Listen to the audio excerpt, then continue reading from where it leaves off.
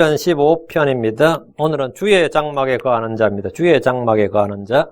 시편 15편은 5절밖에 안 됩니다. 짧습니다. 짧은 시편이고요. 15편 1절 같이 읽습니다. 주여 누가 주의 장막에 머무르리까? 누가 주의 거룩한 산에 거하리까? 예. 누가 주의 장막에 머무르리까? 누가 주의 거룩한 산에 거하리까? dwell하고 abide는 같은 뜻입니다. 예. Who shall abide in thy tabernacle? Who shall dwell in thy holy hill? 누가 주의 장막에 거하리까? 앞에도 abide in me 하면 내 안에 거하라 하거든요. 주의 장막에 거하리까? 누가 주의 장막에 거하리까? 산에 주에서 거룩한 산에 거하리까인데 이 시편은 다윗의 시입니다. 잠깐 기도하고 시작합시다. 위대하시고 거룩한 주 하나님 감사합니다. 하나님께서 참 저희를 구원해 주셔서 저희가 하나님의 거룩한 산 또 새 예루살렘에 거할 수 있도록 해주셔서 감사합니다. 아버지, 저희가 이 땅에서 육신의 장막을 벗을 때 또 저희가 이 지구를 떠날 때 저희는 하늘에 저희 거처가 있는 줄 압니다. 사랑하는 아버지 하나님, 저희가 지금도 저희가 하늘의 백성이고 하늘의 시민권자고 또 하나님의 백성이고 또 저희의 영원한 거처가 거기 있는 줄 알기 때문에 저희가 소망 가운데 살고 있습니다. 사랑하는 아버지 하나님께서 오늘도 말씀을 풍성하게 허락하여 주실 간구하고 지혜와 계시를 주시고 깨닫는 마음을 주시고 저희 눈을 밝혀주실 간구합니다. 말씀에서 풍성한 은혜가 모든 성도들의 마음 가운데 깊이 전달되도록 해주시옵소서. 감사드리며 주의 성기도합니다. 아멘. 예. 이 시는 한마디로 주의 장막에 거할 수 있는 사람, 주의 거룩한 산에 거할 사람이 누구인가에 대한 물음과 답변입니다. 하나님의 자녀, 하나님의 시민, 하나님의 백성의 자격을 논하고 있는 겁니다. 누가 주의 장막에, 누가 주의 거룩한 산에 거하리까? 이 말이죠. 그래서 한마디로 말하면 이제 누가 하나님의 백성이고 누가 구원받은 자냐 이 말이에요. 신약과 매우 다른 구약의 구원받은 사람들, 신약과 구약의 구원이 완전히 다르다는 걸 오늘 본문이 굉장히 선명하게 보여줍니다. 신약에서 만약 신약 크리스천 우리한테 주여 누가 주의 장막에 거하리까 하면 주 예수를 믿는 사람이지, 거듭난 사람이지, 그 주의 피, 주의 복을 믿는 사람이 그 주의 장막에 거하는 사람이에요. 주님께서 너희는 내 안에 거하라, abide in me 했어요. 우린 전부 주 안에 거하는 사람이라고. 회개하고 복을 믿는 사람은 누구나 주의 장막에 거하고 주의 거룩한 산 시온에 거할 수 있습니다. 누구든지 그분을 받아들인 자들, 곧 그분의 이름을 믿는 자들에게는 다 하나님의 아들들이 되는 권능을 그분께서 주셨습니다. 누구든지 그분을 믿는 자는 멸망하지 않고 영원한 생명을 얻습니다. 누구든지 주의 말씀을 믿고 하나님을 믿는 자는 사망에서 생명으로 옮겨졌습니다. 주를 믿는 자는 결코 줄이지 않고 결코 목마르지 않습니다. 예수 그리스도를 믿는 자에게는 영존한 생명이 있습니다. 주 예수를 믿는 자는 성경 기록이 말한 같이 그에 비해서 생수의 강이 흘러나옵니다. 누구든지 믿는 자는 성령을 받습니다. 누구든지 믿는 자는 죽어도 살고 결코 살아서 믿는 자는 결코 죽지 않습니다. 크리스천들은 그럼 죽지 않습니까? 그렇습니다. 크리스천들은 죽지 않습니다. 크리스천의 죽음은 다시 일어나기 위해서 잠시 잠을 자는 것입니다. 크리스천은 그냥 잠을 잔다는 걸 뭐냐? 사망의 잠, 죽음의 잠이라는 게 뭐냐? 깨는 거죠. 성도들의 죽음을 잠이라고 하는 것은 부활 때문입니다.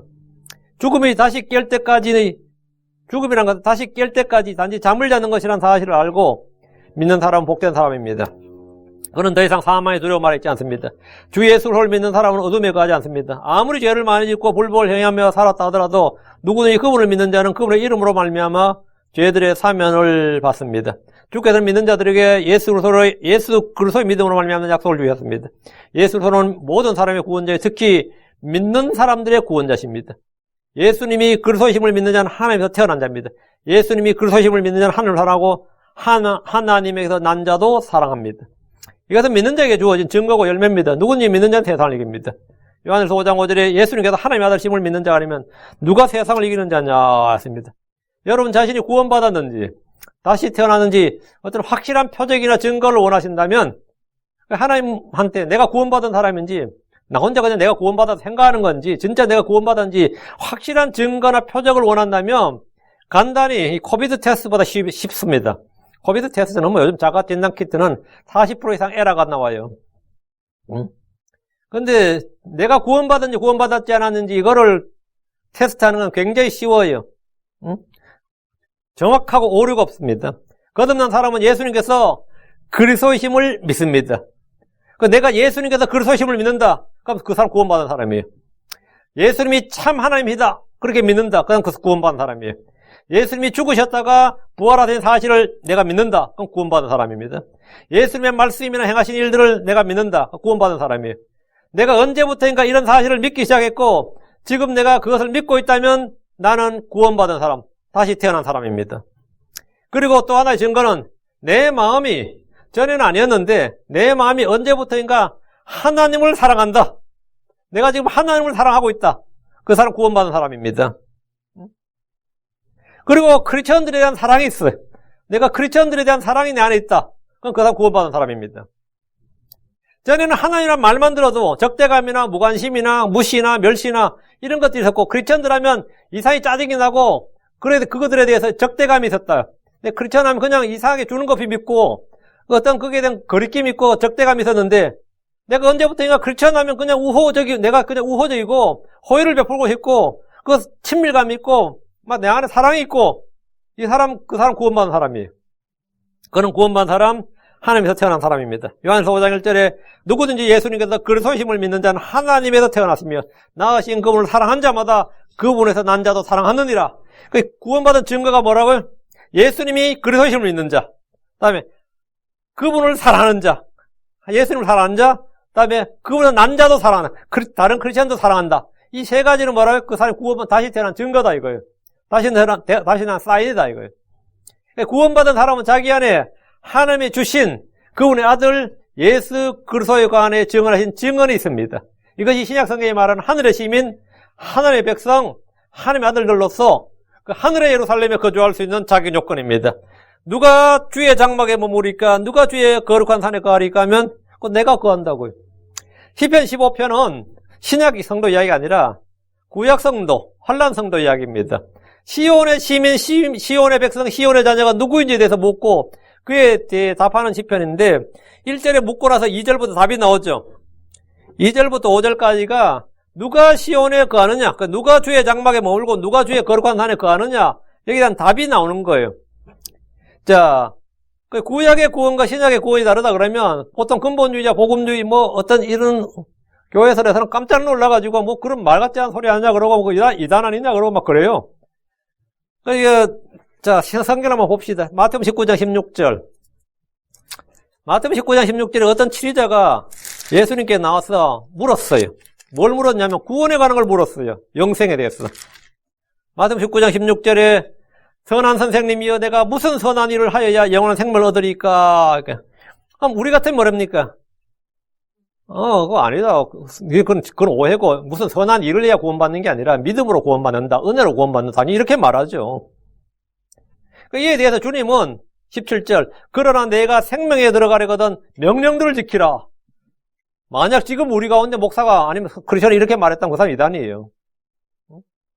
그거 완전 이단이라고. 내가 생명에 들어가려거든 명령들을 지키라. 이 말도 안 되는 소리죠. 명령들을 지키라니. 그 무슨 명령이니까 말했어요. 그 주님께 십계명을 읊어줬어요. 내가 생명에 들어가려거든 명령들을 지키라 하셨습니다. 구약의 이스라엘은 신약 성도와 달리 영생을 얻는 조건, 그 구원받는 요건이 뭐라고요? 믿음이 아니라 율법을 지키고 행하는 것임을 알 수 있는 대목입니다. 많은 이들이 구약과 신약, 대환란과 천연왕국에 대해서 이 구원 방법은 같다고 말합니다. 그러나 진리의 말씀을 올바로 나누어 공부하는 사람은 세대마다 대상마다 선포된 복음이 다르다는 사실을 쉽게 알 수 있습니다. 주께서는 분명히 어떤 치료자에게 생명에 들어가려거든 내가 생명에 들어가려면 명령들을 지키라고 했습니다. 그럼 사도 바울은 빌립보 간수에게 선생님이되려 내가 무엇을 하여 구원을 얻으리까 해서 뭘 했어요? 주 예수를 믿으라 그리하면 너와 내 집이 구원을 받으리라 했습니다. 명령들을 지키라 그런 말 하면 안 되죠. 완전히 다르단 말이죠. 복음은 사람이 믿음으로 의롭게 된다고 말합니다. 율법은 사람이 뭘로? 행함으로 의롭게 된다고 말합니다. 로마서 2장 13절에 이는 율법을 듣는 자들이 하나님 앞에서 의롭지 않냐고 오직 율법을 행하는 자들이 의롭게 될 것이기 때문이라. 이건 누구한테 한 말이에요? 유대인들한테 한 말이에요. 유대인들 율법을 자랑하는데 율법을 듣는 자들이 하나님 앞에서 의롭게 되지 않냐고 오직 율법을 행하는 자들이 의롭게 될 것이기 때문이라. 구약에서 유대인들의 의의는 뭐라고요? 율법을 행함으로 명령들을 지킴으로. 이게 주께서 법을 주시면서 레위기 18장 5절에 사람이 그것들을 행하면 그것들 가운데서 살리라 나는 주니라. 사람이 그것들을 행하면 그것들 가운데서 살리라. 이것은 신약에서도 사도 바울이 재확인해 줬습니다. 로마 10장 5절, 뒤로 로마 10장 5절. 이 말씀을 인용해서 그대로 가르쳤어요. 로마 10장 5절. 모세가 율법에서 난 의를 묘사하되 그것들을 행하는 사람은 그것들로 말미암아 살리라 하거니와. 뭐라고요? 율법에서 난 의, 그것들을 행하는 사람은 그것들로 말미암아 살리라. 행위다 말이죠. 율법은 행위다 말이에요. 행위는 뭐라? 지켜서 하는 거라고요. 이거 똑같은 구절이 갈라디아 3장 12절. 또 율법 믿으면 나지 아니하나니 오직 그것들을 행하는 사람은 그것들 가운데 살리라 하였느니라. 그러나 신약시대의 크리스천들은 율법의 의가 아니라 믿음의 의. 우리 주 예수 그리스도의 믿음으로 의롭게 됩니다. 율법은 행해야 되지만 복음은 행하라가 없죠. 복음 뭐죠? 믿으랍니다. 율법은 행하라, 율법은 믿으라 그러면 안 됩니다. 율법은 믿으라 그러면 율법을 어떻게 믿어요? 율법을 행하는 거지. 율법은 행하고 지키는 거고, 복음은 뭐라, 복음을 행하라고 말이 안 되죠. 복음은 믿으랍니다. 복음은 믿으라예요. 그러니까 율법은 행해야 의롭게 되고, 복음은 믿어야 의롭게 되는 겁니다.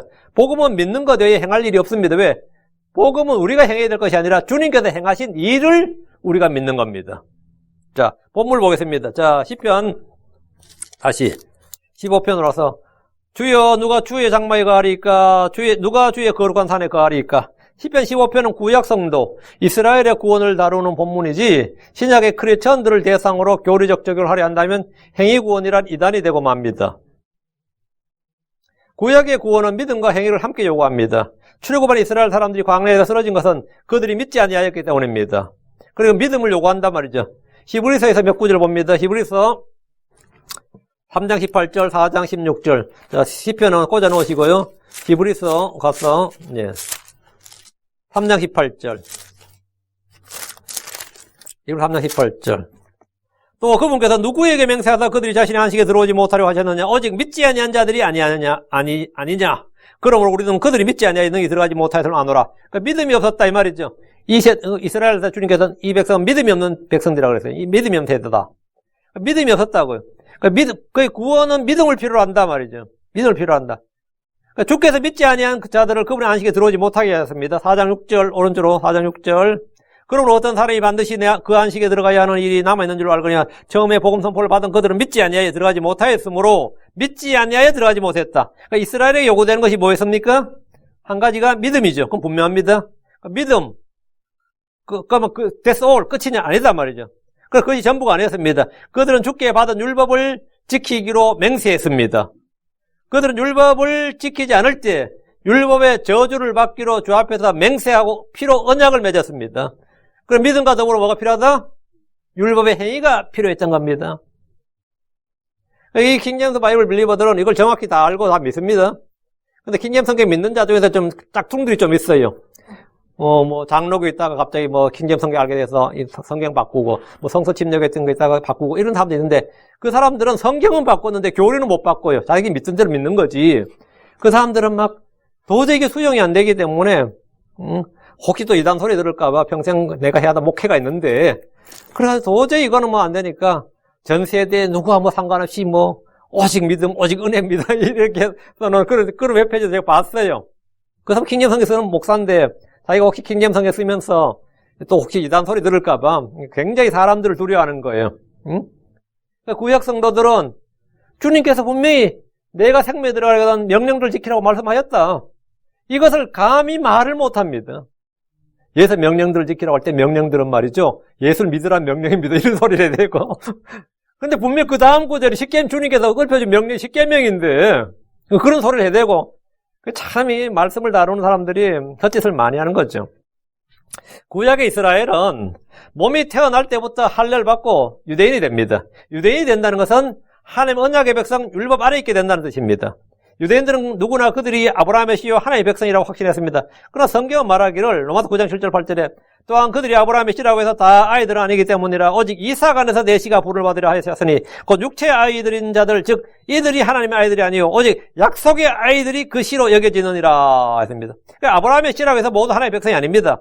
이스마엘도 아브라함의 씨고 그 두로 해서 난 자식들도 아브라함의 씨입니다. 로마서 7장 28절 29절은 유대인들의 정의를 새롭게 하고 있습니다. 이는 겉으로 유대인이 아니라 겉으로 육체에 행하는 할례가 그 할례가 아니기 때문이라 오직 속으로 유대인이요 할례는 글자 안에서 있지 아니하고 영 안에 있는 마음의 할례니라. 이런 사람에 대한 칭찬은 사람들에서 나지 아니하고 하나님에서 나느니라. 그러니까 이 유대인의 정의가 속으로 유대인이 유대인이다. 이렇게 속으로 유대인이 유대인이다. 이게 지금 성경의 유대인의 definition이에요. 그들은 아브라함의 태어나면 다 유대인이다. 이렇게 했는데 성경은 그렇지 않다 이거예요. 자, 다시 1절. 2번 1절. 주여 누가 주의 장막에 가리까? 누가 주의 거룩한 산에 가리까? 여기서 주의 장막이란 성전입니다. 이제 다윗 시대에는 아직 성전이 안 지어졌어요. 솔로몬 때 성전이 지어지니까. 그때는 성막이었죠. 그 태버너클이란 말이죠. 주의 장막에, 여기서 주의 장막은 이제 나중에 성전이 되는 거고, 주의 거룩한 산은 뭐죠? 성전 있는 시온산, 성전산을 말합니다.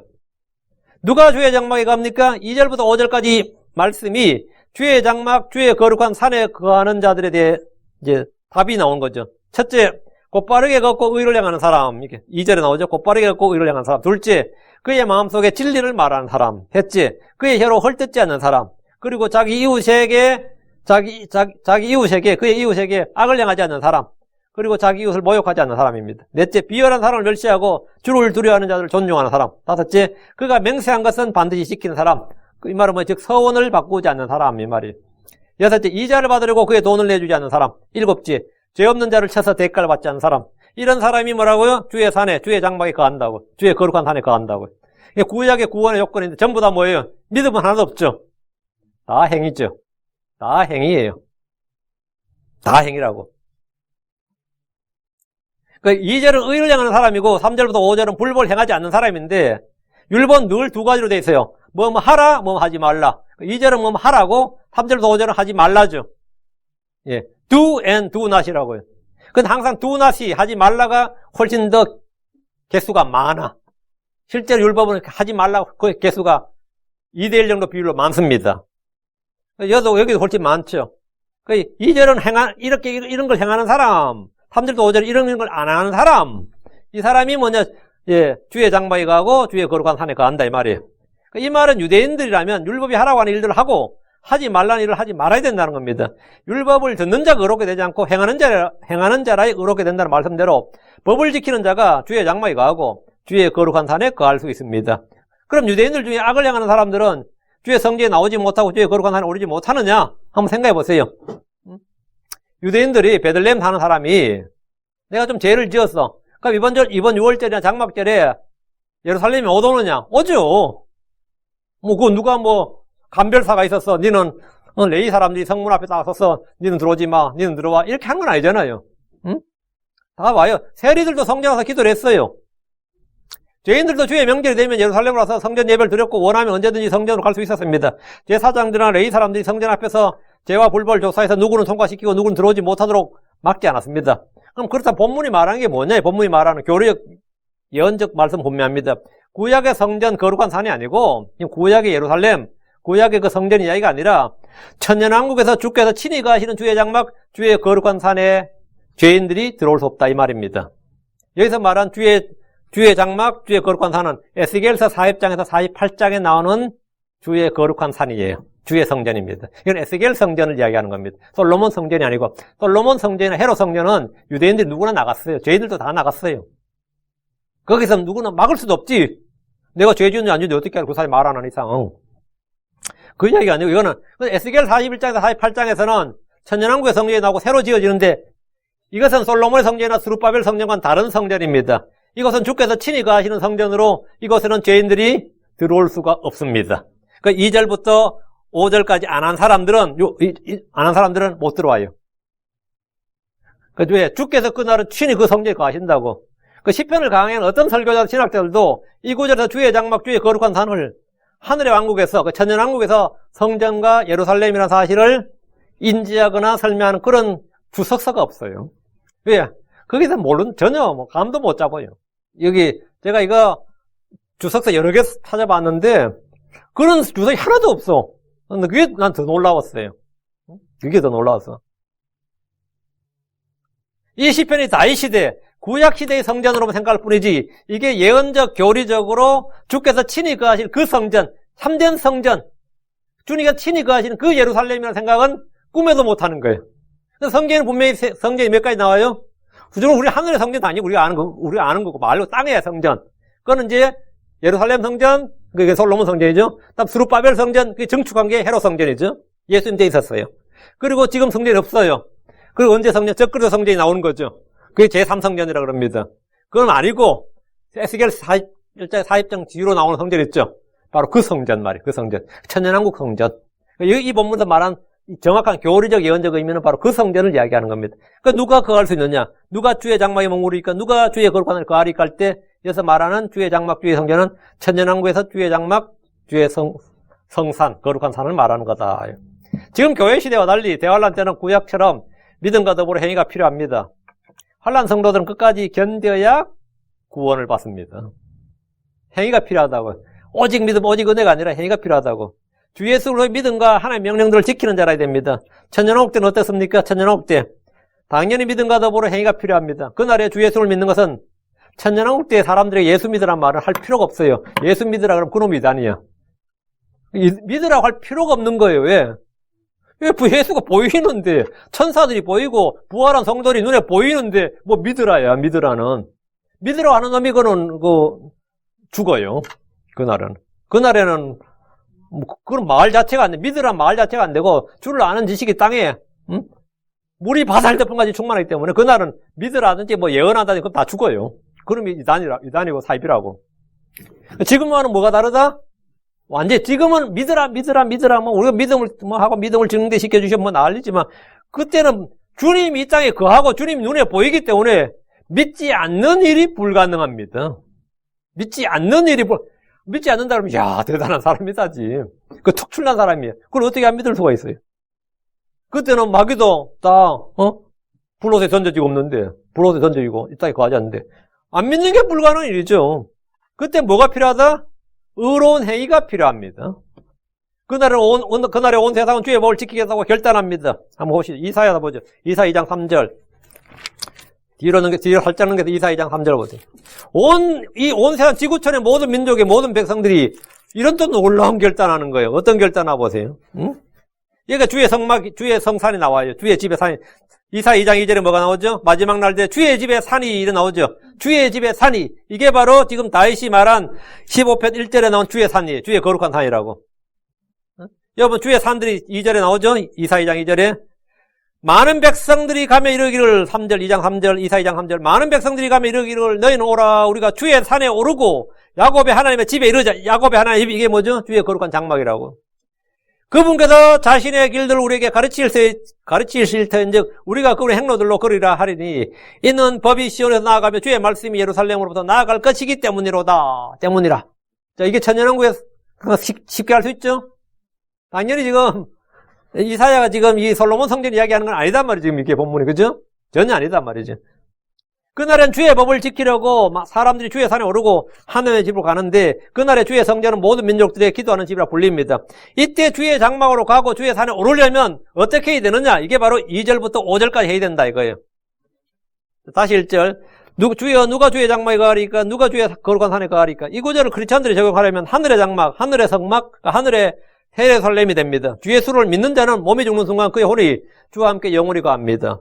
크리스천은 죽는 순간 그의 혼이 하늘의 성막, 하늘의 예루살렘으로 갑니다. 그러나 이것은 2절부터 5절까지의 설명과는 전혀 맞지 않습니다. 그 말은 뭐냐? 그냥 크리스천들에게 해당되는 말씀이 아니에요. 2절부터 5절은 복음이나 복을 믿는 사람들에 대해서는 한마디도 하지 않습니다. 자, 2절 봅니다. 다시 누가복음 15장 2절. 누가복음 10편 15편 2절. 곧바르게 걷는 사람, 그리고 의를 행하는 사람, 그리고 그의 마음속에서 진리를 말한 사람이니이다.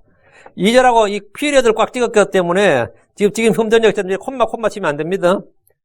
흠전적인 2절에도 콤마, 3절 끝에도 콤마, 4절 끝에도 콤마 이래 치는데 콤마가 아니라 피리어드예요. 곧바르게 걷는 사람, 그리고 의를 행하는 사람, 그리고 그의 마음속에 진리를 말한 사람이니이다. 이렇게 콤마 꽉 찍어야 돼요. 주께서는 사람을 곧바르게 만드셨습니다. 하나님 사람을 곧바르게 upright하게 만드셨다고 되어 있어요. 전도서 7장 29절 맞죠? 전도서 7장 29절에 하나님께서 사람을 곧바르게 만드셨으나 사람들이 많은 창함으로 고안해냈다는 것이니라 뭐 그런 구절 있죠.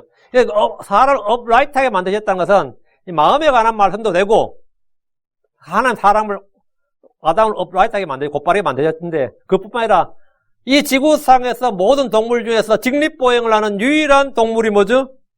사람이에요. 사람을 upright하게 만들다고. 사자는, 호랑이는 upright가 아니라고요. 여러분, 어떤 동물도, 지금 여러분, 원숭이나 유인원도 두 발로 걷는 것 같아도 upright은 아니라고요. 삐딱하지. 다 삐뚤어져 있다고. 사람만 주님이 upright하게 만드셨다고요. 사람을 직립하도록 만드셨다고. 짐승들 중에 곧바르게 걷는 종류, 그런 스피시즈는 하나도 없어요. 두 발로 직립보행하는 유일한 동물이 사람입니다. 두 발로 버티면서 앞발을 손처럼 사용할 수 있는 짐승이 있다면 그 짐승은 상당히 싸움에서 유리합니다. 싸움에서 유리해요. 그리고 뿔이 있는 것보다는 이빨이 있는 게 나아요. 예를 들어 여러분이 버팔로가 왜 사자나 호랑이한테 먹힐 것 같아요? 호랑이는 뿔이 없어요. 사자도 뿔이 없어요. 근데 이가 있죠. 발톱과 이가 있다고. 버팔로는 풀을 뜯어먹는 입이지 무는 입이 아니라고. 덩치가 훨씬 큰데도 물리는 거죠. 예. 만약 그 소가 물 수 있다면 사자들이 못 이기죠. 절대 사냥 못 하지. 응? 근데 뿔만 가지고 있으니까 간혹 이길 수도 있겠지만 좀 힘들지. 응? 좀 힘들지. 그래서 이 뒷다리를 쓸고 앞다리를 사용할 수 있다 그러면 보통 그런 굉장한데, 예를 들어 호랑이와 사자 싸움 누가 이길까요? 우리 어릴 때 엄청난 애들하고 많이 논쟁을 했거든요. 호랑이가 이깁니다. 이거는 로마에서 수백 번 검투사들이 실험을 했어요. 로마 이 원형 경기장에서 사자들도 잡아오고 호랑이도 잡아와서 수백 번 전투를 시켜봤는데 그 8대2의 비율로 호랑이가 이기더라 이거예요. 8대2의 비율로. 왜 그러냐면 호랑이는 뒷다리로 지탱하는 능력이 굉장히 뛰어납니다. 그래서 거의 서다시피 해서 앞다리를 사용할 수 있어요. 근데 사자는 굉장히 짧아요. 뒷다리로 지탱하고 앞다리를 번쩍 서서 싸고 올 수 있는 그게 굉장히 이 타임이 짧아요. 그래서 못 이겨, 호랑이를. 힘이 약해서가 아니라. 그런 게 있는데, 사람은 완전히 직립보행이잖아. 곧바르게 뛰었다고. 유일한 동물이지. 근데 이런 몸만 그런 것이 아니라, 마음도 마찬가지입니다. 그러나 사람은 죄로 해서 이게 삐뚤어졌어요. 곧바르게 걷는 자는 주의 말씀을 따라 똑바르게 걷는 사람들 말하는데, 주의 법, 주의 명령에 따라 행하는 사람이 성경에 따르면 곧바르게 걷는 사람만. 잠언 28장 18절에 누구든지 곧바르게 걷는 자는 구원을 받을 터이나 자기 길들이 삐뚤어진 자는 곧 넘어지리라. 곧바르게 걷는 자, 이 걷는다는 말이 워크거든요. 워크, 행하다 이 말이에요. 행위를 말합니다. 주께서 곧바르게 걷는 자들의 좋은 것을 아끼지 않습니다. 시편 84편 11절에 주 하나님은 해와 방패가 되시나이다. 주께서 은혜와 영광을 주시며 곧바르게 걷는 자들에게 좋은 것을 아끼지 아니하시리이다. 주께서 곧바르게 걷는 자들에게 방패가 되십니다. 주께서 곧바르게 걷는 자에게 선을 베푸십니다.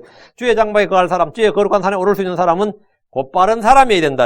첫 번째가 곧바르게 걷고. 비뚤어지고 패역한 새들은 결코 주의 장막에 거할 수 없고 주의 산에 오를 수가 없다는 겁니다. 이게 언제? 천년왕국 때 이 말이에요. 그리고 의를 향하는 사람. 그리고 원래 and works righteousness. 의를 향하는 사람입니다. 근데 구약에서 의를 향한다 그러면 그 율법의 의죠. 구약에서 의는 율법의 의예요. 신약에서 의는 뭐죠? 예수 그리스도의 의, 믿음의 의죠. 구에서 의를 향한다 하면 율법을 지키고 행하는 사람을 말합니다. 주의 법을 온 마음으로 따르고 지키는 사람은 의롭다고 합니다. 시편 106편 3절에 공의를 지키는 자들은 언제나 의를 향하는 자, 공의를 지키는 자들과 언제나 의를 향하는 자는 복이 있도다. 주께서 의를 향하는 것이 희생물보다 더 받으실 만한 것이라고 하셨습니다. 잠언 21장 3절에 정의와 판단의 공의를 행하는 것이 희생물보다 더 주께서 받으실 만하니라. 우리는 깨어 의를 향하고 죄를 짓지 않아야 됩니다. 율법을 범하는 것이 죄입니다. 이사야 56장 1절에 주가 이같이 말하노라. 너희는 판단의 공의를 지키며 정의를 행하라. 나의 구원이 가까이 이르렀고 나의 의가 곧 나타나리라. 크리스천들은 믿음으로 얻게 되었습니다. 그럼 구원받은 후에 우리는 의를 선포하고 의를 행해야 됩니다. 의를 향하는 사람은 주의 장막에 거하고 주의 거룩한 산에 거할 수 있습니다. 요한일서 3장 10절에 이로써 하나님의 자녀들과 마귀의 자녀들이 드러나느니 누구든지 의를 행하지 아니한 자나 자기 형제를 사랑하지 아니한 자는 하나님께 속하지 아니하느니라. 다시 2절. 그리고 그의 마음속에서 진리를 말한 사람. 그리고 그의 마음속에서 진리를 말한 사람이다. 주의 장막에 거하는 사람, 머무는 사람 누구냐 이게. 그의 마음속에서 진리를 말한 사람. 진리가 뭡니까? 주 예수님이 진리입니다. 내가 곧 길이요 진리요 생명이다. 내가 곧 진리다 이거. 주 예수님이 진리고 아버지의 말씀은 진리이다. 하나님의 말씀이 진리입니다. 성령은 진리의 영입니다. 예수님은 진리를 말씀하셨습니다. 마음속에 진리를 말하는 사람이 곧바른 사람이고 의로운 사람입니다. 헛된 사람이나 악한 사람은 마음속에서 거짓말을 말합니다. 그 진리를 말하는 자는 의를 나타냅니다. 그런 사람은 주의 장막에 거하고 주의 거룩한 산에 거합니다. 3절. 그의 혀로 헐뜯지 아니하는 사람, 그리고 그의 이웃에게 악을 행하지 아니하는 사람, 또 자기 이웃을 모욕하지 아니하는 사람이니이다. 이런 사람이 주의 장막에 거한다는 거예요. 주의 장막에 거하고 주의 거룩한 산에 거하려면 해야 할 일이 있고 더불어 하지 말아야 할 일이 있는데 율법은 하라는 명령보다 하지 말라는 명령이 더 많습니다. 그의 혀로 헐뜯지 아니하는 사람, 그리고 그의 이웃에게 악을 행하지 아니하는 사람, 또 자기 이웃을 모욕하지 아니하는 사람이 주의 장막에 거할 수 있고 주의 거룩한 산에 거할 수 있는 사람입니다. 3절은 율법의 가장 큰 명령들 중 하나인 내 이웃을 내 자신같이 사랑하라. 이 말씀을 지금 이렇게 풀어놓은 겁니다. 내 이웃을 내 자신같이 사랑하라. 레위기 19장 18절 말씀이 구체적인 강론이 뭐냐면 3절이에요. 이웃 사랑은 뭐냐? 이웃에게 해를 끼치지 않는 거예요. 이웃에게 해를 끼치지 않는 게 사랑이라고요. 주님께서 율법에 내 이웃을 내 자신같이 사랑하라 할 때 사랑이 뭐라고요? 예, 사랑은 해를 끼치지 않는 거라고. 그 이웃 사랑, 형제 사랑 그들에게 악을 행하지 않는 것이고 해를 끼치지 않는 건데 성경 분명히 말합니다. 로마 13장 10절에 사랑은 자기 이웃에게 해를 끼치지 아니하나니 그러므로 사랑은 율법의 안탕이니라. 사랑은 뭐라고? 자기 이웃에게 해를 끼치지 않는다. 해를 끼치지 않는다는 게 뭐죠? 예, 헐뜯지 않고 악을 행하지 않고 모욕하지 않고 뭐 이런 게 해를 끼치지 않는 거다 말이죠. 거짓말하지 않고. 그러니까 가장 큰 사랑은 성경에 따르면 가장 큰 사랑은 자기 친구를 위해서 누군가를 위해서 자기 생명을 내놓는 겁니다. 그게 가장 큰 사랑이에요. 예수님은 나를 사랑하사 나를 위해서 자기 생명, 자기 몸, 자기 피를 주셨습니다. 이것은 가장 큰 사랑이고 이보다 더 큰 사랑은 없습니다. 예수님은 목자로서 양들을 위해서 자기 생명을 주셨습니다. 하나님 아버지는 우리를 위해서 자기 독생자를 주셨습니다. 사랑은 뭐 하는 것이다 라고 할 때 사랑은 오래 참는 것이다. 사랑은 친절한 것이다. 사랑은 주는 것이다. 사랑은 희생하는 것이다. 사랑은 덕을 채워주는 것이다. 사랑은 허물을 덮어주는 것이다. 사랑은 진리를 기뻐하는 것이다. 사랑은 모든 걸 참는 것이다. 모든 걸 믿는 것이다. 모든 걸 바라는 것이다. 모든 걸 견디는 것이다. 사랑은 뭐 하는 것이다 할 때는 이런 게 이제 성경적 정의예요. 사랑은 뭐 이렇게 하는 것이다. 이거. 사랑은 뭐 하지 않는 것이다 할 때는 사랑은 시기하지 않는 것이다. 사랑은 자기를 자랑하지 않는 것이다. 사랑은 우쭐대지 않고 물에 행동하지 않고 쉽게 성내지 않고 악을 생각하지 않고 불벌 기뻐하지 않는 것 그리고 거짓말하지 않는 겁니다. 이게 사랑입니다. 이게 사랑하는 거예요. 그런데 네가 날 사랑하느냐 그러면 이렇게 하는 게 사랑하는 거예요. 응? 이게 사랑하는 거예요. 어제 제가 누구 이야기하는데 뭐 어떤 사람 이야기하면서 연예인 같은데 결혼한 지 몇십 년이 지났는데 아직도 자기 마누라를 보면 마음이 설레는데 그건 내가 뇌질환이 있는 사람이다 그랬어요. 수십 년이 지났는데도 아직까지 설렌다 그러면 그 사람은 병원을 가봐야 된다고. 질환이 있는 거야, 그거는. 응? 뇌라는 것은 그렇지가 않아요. 아무리 미녀로 만나서 뜨겁게 사랑한다 해도 금방 그거는 익숙해지면서 그거는 무뎌집니다. 그게 정상이에요. 근데 20년이 지났는데도 예를 들어서 아직도 설렙니다 하면 네, 그렇습니다. 그 거짓말이다, 그 사람이. 왜 그 사람 말을 믿을 필요가 뭐예요? 그 사람이 거짓말하고 있는 거다. 알면 병이다. 정신병이다. 거기 그런 거짓말이랑 그 정신병이란 말을 왜 같이 감동받고 설레느냐? 내가 너무 심했나? 근데 사람은 지 믿고 싶은 걸 믿는다고 그 사람이 좀 유명한 사람인가 본데, 아직도 설레는데요. 그 거짓말 하는 거다. 내가 그리스도의 사랑을, 내가 하나님의 사랑을 받고 내가 성령께서 내 안에 사랑을 부어주셨는데도 난 내 마음으로 보면 그런 거 없어. 그러면 이게 정상일 것 같아요. 그 사람이 정상일 것 같아요. 사랑은 그런 거 아니라고. 사랑은 어떤 그런 감정적 흥분이 아니라고요. 사랑은 뭐뭐 하는 것이다. 사랑은 뭐뭐 하지 않는 것이다 할 때 성경을 찾아보면 사랑은 뭐뭐 하는 것이다 할 때는 어떻게 하는 거라고요. 예, 오래 참고 친절하고 주는 것, 희생하는 것, 세워주는 것, 허물 덮어주고 진리를 기뻐하고 참고 견디고 이런 게 사랑이라고. 이게 사랑이고 하지 않는 것이라고 할 때는 뭐고? 예, 이렇게 시기하지 않고 자기를 자랑하지 않고 우쭐대지 않고 물에 행동하지 이게 사랑이지. 또 마음이 설레요. 그게 사랑이 아니에요. 그건 병이야. 그거는 병이거나 거짓말하는 거예요. 그건 사랑이 아닙니다. 사랑은 뭐냐? 이웃을 사랑한다, 형제를 사랑한다. 사랑은 뭐냐? 그의 혀로 헐뜯지 않고 그의 이웃에게 악을 행하지 않고 그의 이웃을 모욕하지 않는 것. 이게 사랑입니다. 이게 사랑이에요. 뭐뭐 하라, 뭐뭐 하지 말라는 수백 개의 명령들이 있을지라도 내 이웃을 내 자신과 사랑하라는 말씀, 이 한 말 속에 모든 게 다 들어있습니다. 자, 로마 13장 9절 보시죠. 로마 13장 9절. 제가 대학교 1학년 때 이제 여름 방학을 이용해서 성경을 한번 쫙 읽었거든요. 성경 한번 쫙 읽으면서 이 구절을 와서 참 감동을 받았어요. 이거 진짜 이 구절이 그렇게 마음에 드는 거예요. 처음 성경 일독을 하는데 로마 13장 9절 10절이 9절 보죠. 너는 간음하지 말라, 너는 살인하지 말라, 너는 도둑질하지 말라, 너는 거짓 증언하지 말라, 너는 탐내지 말라 한 것과 어떤 다른 명령이 있을지라도, 명령이 구약에 따르면 한 613가지라고 그러죠. 그것은 너는 내 이웃을 내 자신같이 사랑하라 하신 이 말씀 안에 간략하게 들어있느니라. 그 명령이 몇백 가지가 있을지라도 너는 내 이웃을 내 자신같이 사랑하라. 이 말씀 속에 다 들어있다는 거예요. 이 말씀 안에 간략히 들어있느니라. 구약의 모든 율법, 모든 명령은 이 한 말씀만 속에서 성취됩니다. 자, 보세요. 갈라디아 5장 14절. 이게 연결이 돼요. 갈라디아 5장 14절로 방금 로마 13장 이 구절하고 이 성경을 이렇게 연결할 수 있으면 돼요. 연결할 수 있으면. 갈라디아 5장 14절. 예. 에베소 펴놨구나. 왜 구절이 안 맞나 했네. 깜짝 놀랐네. 갈라디아 5장 14절. 예. 온 율법은 이것 즉 너는 내 이웃을 내 자신같이 사랑하라 하신 한 말씀만 해서 성취되었느니라. 한 말씀만 해서 성취. 이 한 말씀이 뭐예요? 응? 원워드라잖아요. 원워드 안에 한 말씀에 성취되었다고. 사랑 안에서 성취되었다. 온 율법은 뭐라고요? 한 말씀 안에서 성취됐다고요. 예. 너는 내 이웃을 내 자신과 사랑하라 하신 이 한 말씀 안에서 성취되었느니라. 이게 사랑은 율법의 완성이니라. 율법의 성취니라. 시편 15편의 2절이 하는 말은 뭐냐면 내 이웃을 내 자신과 사랑하라. 이 말씀이 강론이에요. 이거 설명이라고. 2절 3절에. 4절로 갑니다. 예. 예. 자기 눈으로 비열한 자를 멸시하되, 예. 이게 좀 이상하다. 예.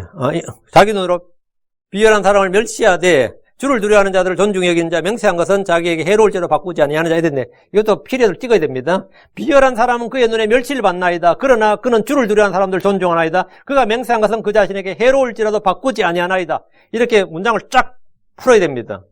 번역을 해야 돼, 번역을. 비열한 사람은 그의 눈에 멸시를 받나이다. 비열한 사람을 멸시한다 이 말이죠. 그러나 그는 누가? 주의 장막에 거하는 자, 주의 거룩한 산에 오른 자, 그는 말 주를 두려워하는 사람들을 존중하나이다. 그가 맹세한 것은 그 자신에게 해로울지라도 바꾸지 아니하나이다. 세상에서 비열한 자들이 성공하고 높이를 받을 때가 많습니다. 세상에서 소위 성공한 혁명가들, 정치인들은 대부분 비열한 자들입니다. 그러나 그런 비열한 자를 떠받들고 추종하는 것이 민심입니다. 그게 민심이에요. 그러나 주의 장막에 가고 주의 거룩한 산에 오른 사람들의 눈에 비열한 자들은 멀식거리에 불과합니다. 여러분의 눈에 세상의 권력자들이나 인기스타들은 어떻게 보입니까? 선망의 대상입니까? 아니면 멸식거리입니까? 크리스천들의 시각은 세상 사람들의 관점과 가치관은 완전히 다릅니다.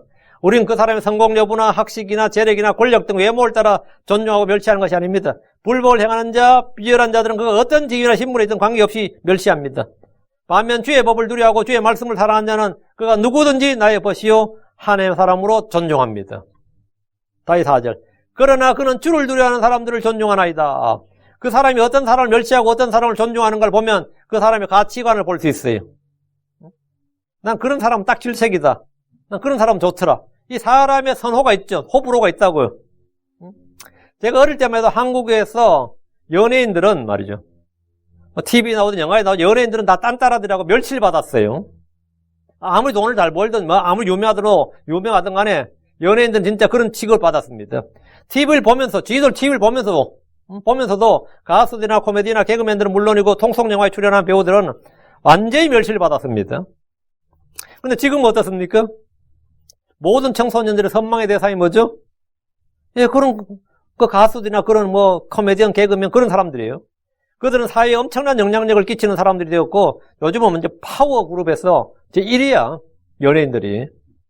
그만큼 사람들의 가치관이 바뀐 겁니다. 옛날에는 그 멸시를 받는 사람들이었는데 지금은 최고의 선망의 대상이 됐단 말이죠. 한때 미국에서 목사들은 존경받는 사람들이었습니다. 그런데 지금 목사들이라고 하면 이 사회에서 아무것도 아닙니다. 그냥 종교인에 불과합니다. 왜 그렇게 된 겁니까? 사람들이 존중하는 가치관이 변했기 때문입니다. 멸시를 받아야 할 사람들은 존중하고 존중해야 될 사람들을 멸시합니다. 다윗은 시편 119편 63절에 나는 주를 두려워하는 모든 자들과 주의 훈계들을 지키는 자들의 벗이니이다. 다윗은 누구를 존중하는 거예요?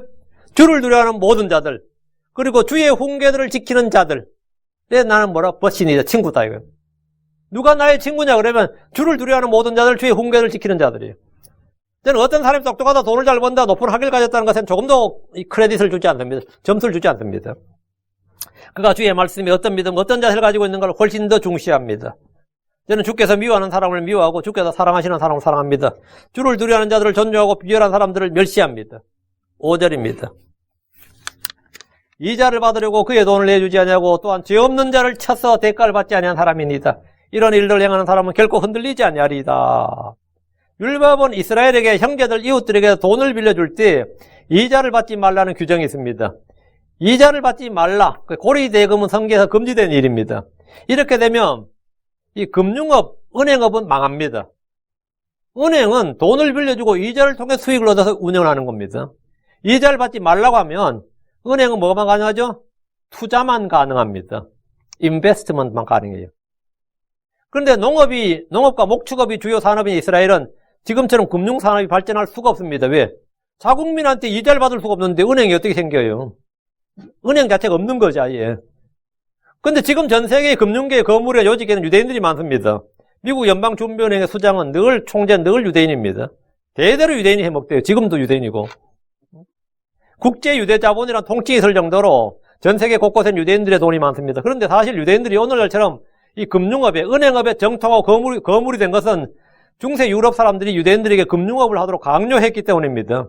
유대인들이 원래 금융에 능한 게 아니고 이 유럽 사람들이 지들이 은행업을 안 하려고 유대인들에게 떠맡긴 거예요. 유대인들에게 돈을 빌려주고 이자를 받아서 관리하게 하는 이 일은 사실 그들에게 돼지고기를 먹으라는 일만큼이나 모욕적인 일이었습니다. 유대인들에게 은행업을 하라 이 말은, 그리고 이자 받고 관리하라는 말은 율법에 어긋나는 일이었기 때문에 유대인들에게는 돼지고기 먹으라는 것보다 더 이건 모욕적이고 신성모독적인 일이었어요. 그런데 유대인이 힘이 없다 보니까 강제로 하게 된 거예요. 율법에 이런 명령이 있습니다. 레위기 25장 16절에 너는 그에게서 이자나 이득을 취하지 말며 오직 내 하나님을 두려워하여 내 형제가 너와 함께 살도록 하라. 너는 이자를 받으려고 그에게 돈을 주지 말고 이득을 얻으려고 내 양식을 빌려주지 말라. 그 돈이든 양식이든 그 현금이든 현물이든 전부 다 그냥 빌려주는 거지 이자는 받지 말라는 거예요. 그러니까 유대 땅에서 서로 돈을 빌려주고 받는 일에서는 빌려주는 사람 입장에서는 전혀 이익이 없어요. 사실 손해만 있는 거지 이익이 없어요. 형제들에게 전혀 이자를 받을 수 없기 때문에 돈을 빌려주는 일은 돈을 빌려주는 일 자체가 뭐가 된다? 돈을 빌려주든 옷을 빌려주든 양식을 빌려주든 집을 빌려주든 빌려주는 자체가 자선이에요. 이건 체러티라고. 이자를 안 받고 빌려주는 게 자선행위입니다. 그 신명기 23장 19절에 너는 내 형제에게 구워주고 이자를 받지 말지니 그 돈의 이자나 음식물의 이자나 이자를 받으려고 구워주는 어떤 것의 이자도 받지 말지니라. 그 이자를 받지 말라는 거예요. 율법의 이런 명령으로 인해서 형제들에게 돈이나 현물을 빌려주는 것은 그를 돕기 위한 자선행위였습니다. 그러나 타국인들에게 구워주고 이자를 받아도 됩니다. 이는 유대 땅에 사는 이방인들, 외국인들만 상대로 돈놀이를 할 수 있다는 겁니다. 그런데 중세 유럽의 캐톨릭은 자기들이 영적 유대인이고 영적 이스라엘로 생각했기 때문에 전 유럽이 다 캐톨릭이었단 말이지. 그러니까 금융업을 할 수가 없는 거예요. 왕도, 영주도. 토지는 가지고 있는데 돈놀이를 할 수가 없어. 그러니까 왜? 교회법이 있는 거예요. 모든 유럽의 법은 왕이 만든 법보다 교회법이 우선이었습니다. 왜? 캐톨릭이니까. 교황의 법이 우선이다. 교회법은 뭐냐면, 돈놀이를 할 수가 없게 돼 있어요. 중세 캐톨릭 교회법이 전 유럽의 캐톨릭에서는 누구도 돈놀이를 할 수 없다고. 근데 욕심은 있는데 돈놀이를 못하니까 그 일을 누구한테 맡겼냐면 유대인들에게 맡긴 거예요. 니들이 해라. 니들은 저주받은 놈들이니까 니들이 해라. 이런 더러운 일은 니들이 해라. 이래 된 거예요.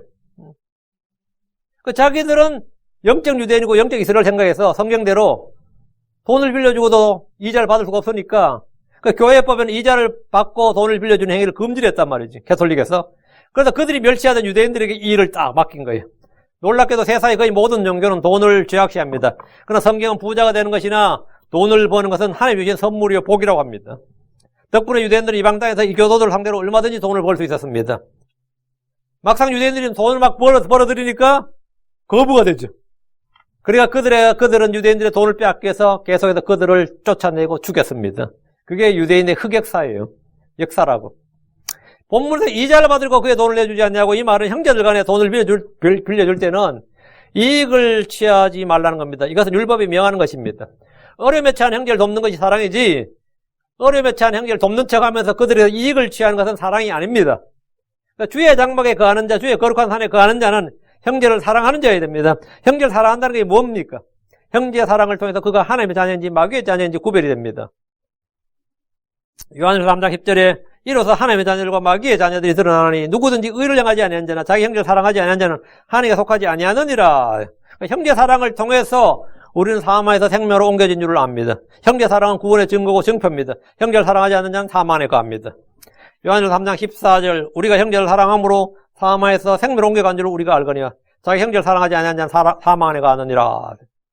어떤 사람이 하나님을 사랑한다고 하면서 그 형제를 미워하면 그는 거짓말한 자입니다. 형제를 사랑하는 가장 기본이 이자를 받지 않고 돈이나 양식이나 옷이나 필요한 것들을 빌려주는 겁니다. 그냥 주면 더 좋겠지만 돌려받아야 할 때는 무이자로 줘야 됩니다. 다시 5절. 죄 없는 자를 쳐서 대가를 받지 않는 사람이니다. 이런 일들을 행하는 사람은 결코 흔들리지 아니하리이다. 죄 없는 자를 쳐서 대가를 받는 사람. 이건 폭력을 사용해서 재물을 약탈하지 않는 사람이란 거죠.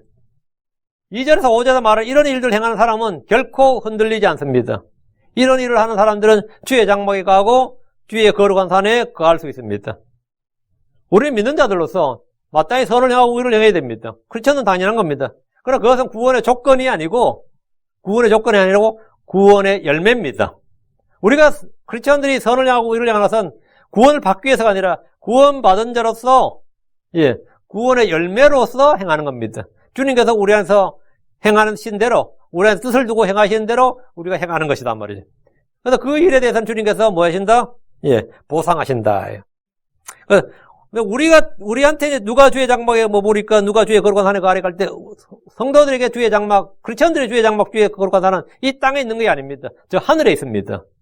저 하늘에 있는 주의 장막, 주의 성전이죠. 주의 성전, 주의 거룩한 산. 새 예루살렘입니다. 주의 산이 있고. 이건 지금 본문에서 말한 것은, 구약에서 물론 솔로몬 성전 이야기 하겠지만, 이 본문의 정확한 의미는, 천년왕국의 성전, 천년왕국의 예루살렘을 말합니다. 오늘 그러면 이것이 이 시편도 당연히 예언의 시편이 되는 겁니다. 시편이 대부분 다 예언의 시편입니다. 우리는 이렇게 풍부한 예언서라는 사실을 여러분이 알고, 이제 읽을 때 요게 눈에 탁 들어와야 됩니다. 오케이, 아시겠죠? 오케이. 오늘 여기까지 하고요. 여기까지 하고 다음 시간에 계속해서 16편 계속 이어집니다. 말씀 계속 이어지고 여러분 또 성경을 읽으시기 바랍니다. 읽으시고 마치겠습니다. 잠깐 기도하고 마치겠습니다. 위대하시고 거룩한 주 하나님 감사합니다. 오늘도 주의 말씀을 선포할 수 있도록 해주시고 또 성도들이 이 말씀을 듣도록 해주셔서 감사합니다. 아버지 하나님 주의 장막에 거할 자, 또 주의 거룩한 산에 오를 자가 거할 자가 누구니까 묻고 그에 대한 답을 얻었습니다. 사랑하는 아버지 하나님, 저희는 주 예수의 의로 말미암아 주 예수께서 행하신 일로 저희 자신의 행위가 아니라 주님의 거룩한 행위, 주님께서 하신 의로운 행위, 주님께서 우리를 위해서 행하신 그 행위에 근거해서 주의 피, 주의 죽으심, 주의 생명을 얻었어. 또 주님의 주신 그 믿음으로 인해서 저 하늘에 있는 성전, 또 주의 장막에 갈 수 있게 하시고 또 주의 거룩한 산에 오를 수 있게 하셨습니다. 그러나 이 땅에 있는 혼들, 아버지 하나님 또 구약 시대나 또 지금 이 대환란 때 주의 장막에 거할 자, 주의 산에 오를 자에 대해서 오늘 공부를 했습니다. 저희가 하나님의 말씀을 바르게 나누어서 올바르게 나누어서 진리의 말씀 잘 분별해서 공부할 수 있도록 해주시고 또 진리를 온전히 또 깨닫게 하여 주시길 간구합니다.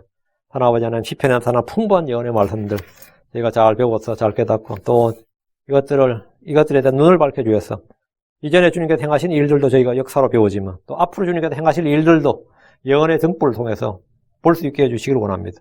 하나님 아버지 하나님께서 특별히 이 말씀 집내의 성도를 기억하여 주시고 하나님의 말씀에 늘 푹 잠겨서 이 말씀 속에서 그렇게 살아갈 수 있도록 도와주시길 간구하고 주의 성령께서 저희를 늘 진리한 가운데로 인도해 주시고 풍성한 계시 가운데 풍성한 빛 가운데로 그렇게 인도해 주시옵소서. 감사드리며 주의 성기도 합니다. 아멘.